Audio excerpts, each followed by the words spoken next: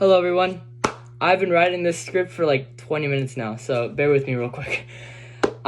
This is part of a 3-part series, and we're talking about the story of Job. Let's get into it. So, the story of Job. Job was a servant of God. The Satan in heaven asked God, let's see who Job really is without all the gifts that you give, that you, God, have given to Job.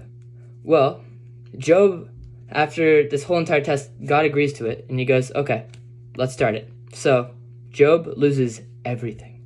His animals, his children, his wives, everything. He is just completely just lost so much. The remarkable thing is, Job, in the midst of all this suffering, he still prays and thanks God for all these things. Well, at least for chapters 1 and 2. His friends come to help him and tell him, you must have done something wrong to deserve all this.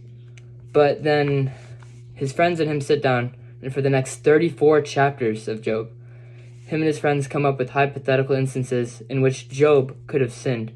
But with every suggestion, Job defends himself, saying how he couldn't have it, and how he couldn't have sinned like this.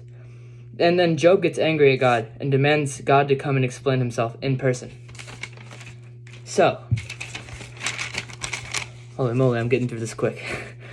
So, God comes in the form of a great storm cloud.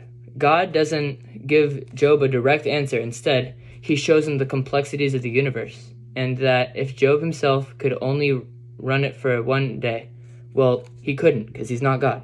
So, he shows Job how much detail there is in the world that we can see every day, but we don't really understand the full part of it, at all. But then Job, he really knows God really knows that it's down, all this stuff down to the wire and all these things.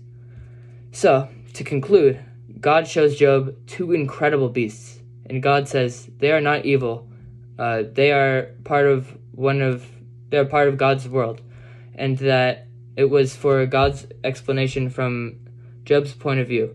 It looks like God is not just, but in God's perspective, he has infinitely bigger perspectives and things like that. He can see it from everybody's things instead of your own little area of, I think because the way I've been raised, I think this way. But then if you think about all these different ways that God's thinking, God's not just thinking one way. He's thinking of all these different possibilities and all that stuff.